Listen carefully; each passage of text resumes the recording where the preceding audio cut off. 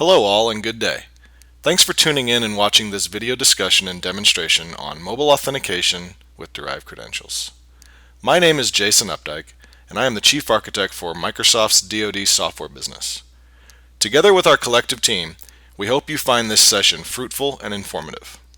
Because of the technical depth of the topic and the shortness of this video, we won't be able to cover all aspects. So if you have any follow-up questions or would like to have a live discussion around the use of Derived Credentials and Microsoft's Virtual Smart Card, please contact myself or Victor Akinnagbe on the Microsoft side. Bruce Hassett will be your contact for Intercede. Thanks to Bruce and all of the Intercede team for your support in putting this session together. Also wanted to give special thanks to Paul Fox from Microsoft Consulting Services and Ryan Holly of Intercede. Without their extensive time and effort, this wouldn't have been possible. Thanks, guys.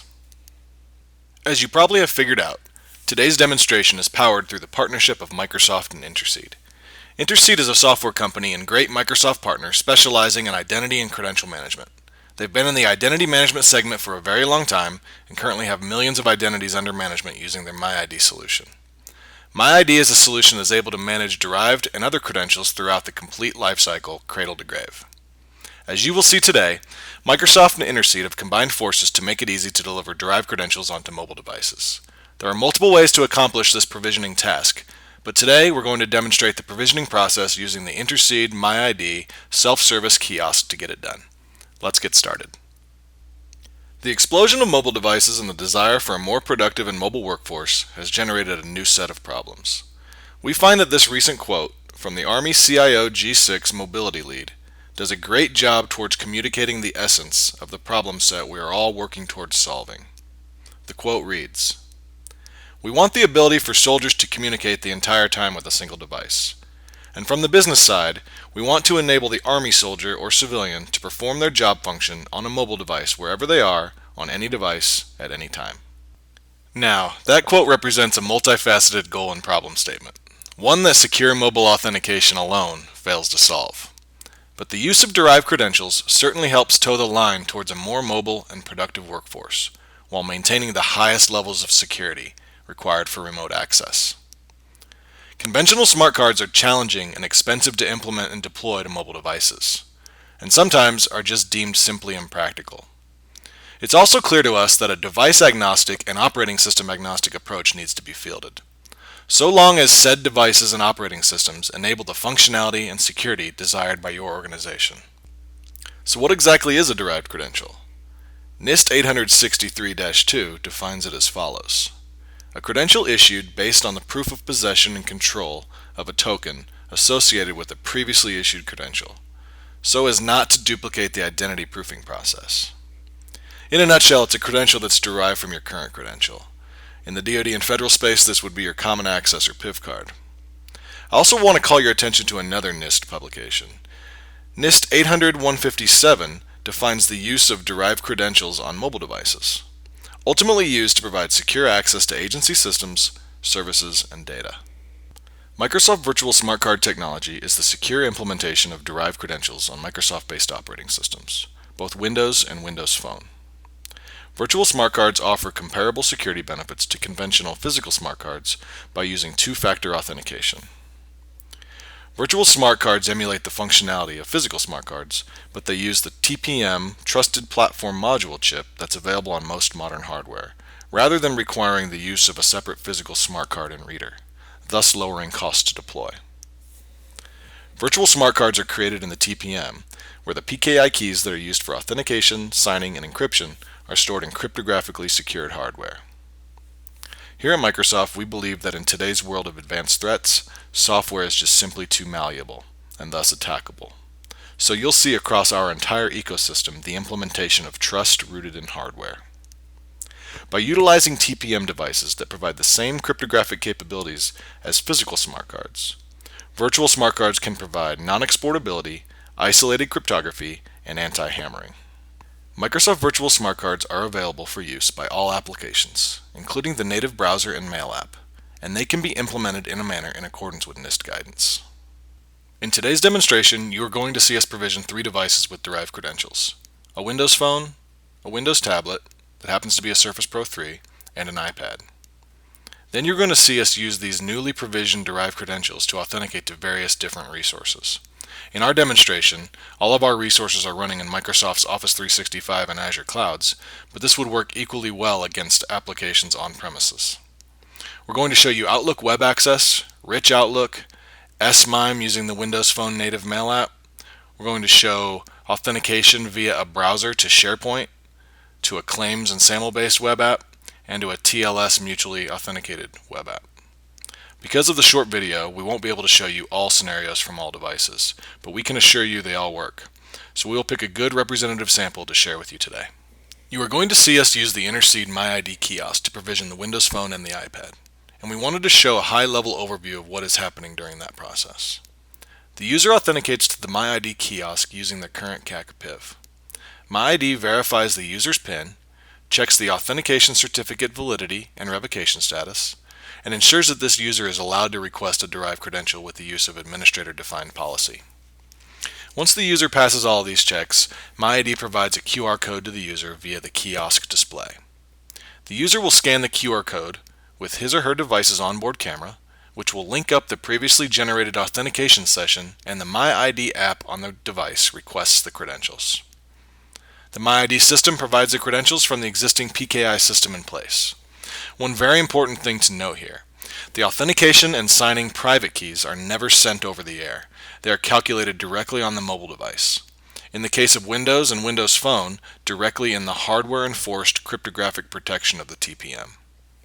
The existing encryption private key will be recovered and injected into the device so that the user can open pre-derived credential encrypted email.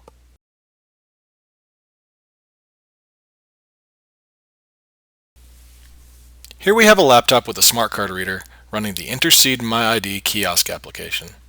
In a production deployment, this kiosk PC could be hardened, similar to an ATM, to prevent tampering, and whitelisting could be enabled to allow only this application to run. As you can see, the user approaches the kiosk and enters his or her common access card or PIV and PIN.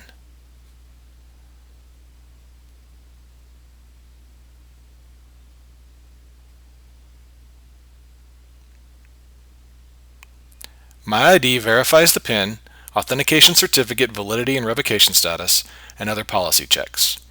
Once all of the checks are passed, MyID displays a QR code for the user. On the Windows Phone device, the user launches the MyID app that he or she has downloaded from the Windows App Store and uses the onboard camera to scan and capture the on-screen QR code from the kiosk. The MyID app then initializes the provisioning of the derived credentials onto the Microsoft Virtual Smart Card. The user sets his or her PIN in accordance with policy requirements.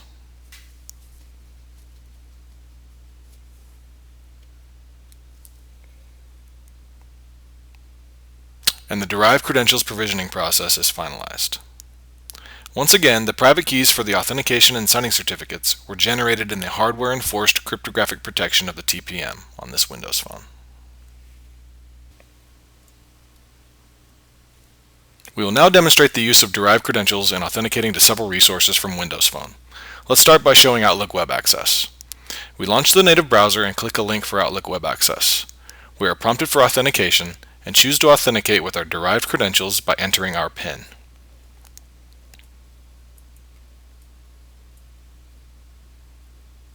We press OK, we are successfully authenticated, Outlook Web Access loads, and we have remote access to our email.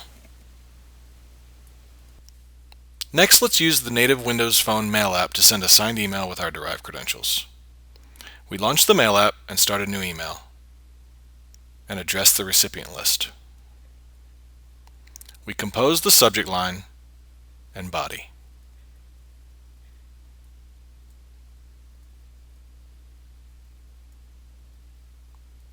We then choose the ellipsis in the bottom menu. This displays the S-MIME options and allows us to add a digital signature. We click Send and are prompted to enter the PIN to access our derived credentials private key stored in the TPM. We click OK, and success! Our signed message is sent.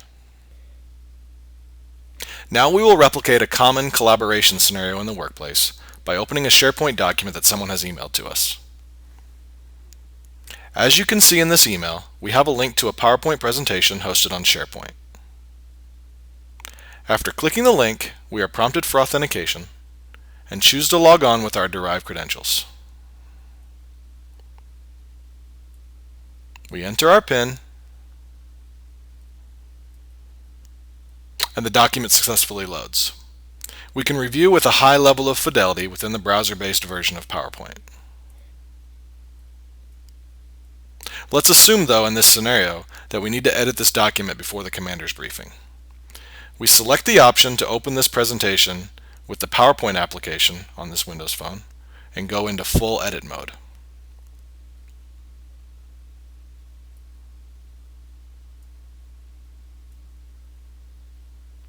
We make some intelligent edits to the title slide,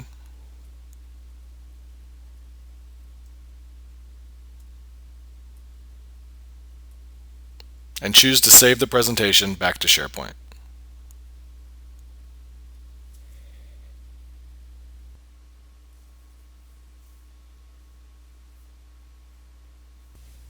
Okay, we are over on the desktop of a Microsoft Surface Pro 3 tablet that, in the interest of time, has already been securely provisioned with Derived Credentials and a Microsoft Virtual Smart Card on the TPM, using the same provisioning process you saw before. Let's launch Outlook and use our Derived Credentials to open an encrypted email. As you can see, we have an encrypted email folder in our inbox on the left. When we select it, the only message in the folder is encrypted and automatically selected, so we are automatically prompted for our PIN. We enter the PIN for our derived credentials and open the encrypted email. SAML and claims-based applications are becoming more widely deployed. So let's demonstrate the use of our derived credentials to authenticate to a sample claims-based SAML web application. We launch Internet Explorer and click a shortcut link to our claims-based web application. We are prompted for authentication, and we choose to authenticate with our derived credentials. We enter our PIN, and the claims-based SAML web application loads and displays our current claims.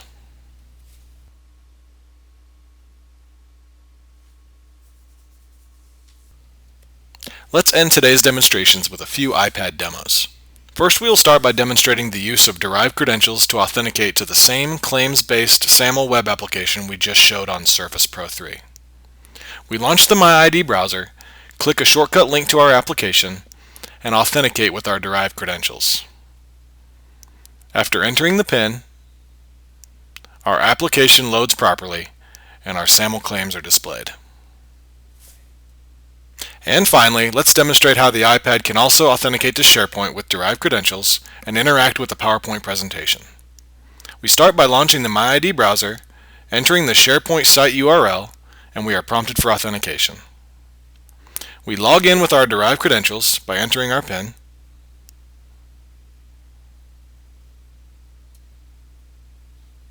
SharePoint loads and we are able to navigate to our PowerPoint presentation and interact with it in the same ways as demonstrated before.